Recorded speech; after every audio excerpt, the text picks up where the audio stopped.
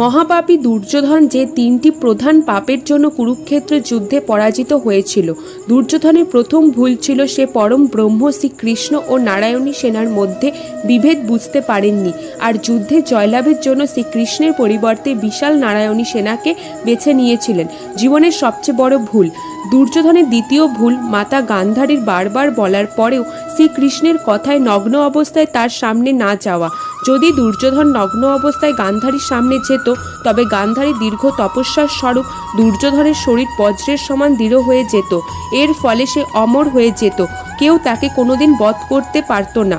দুর্যোধনের তৃতীয় ভুল, দুর্যোধনের আদেশে কর্ণ ইন্দ্র থেকে প্রাপ্ত একাগ্নি অস্ত্র ঘটোৎকচকে বধ করতে ব্যবহার করে।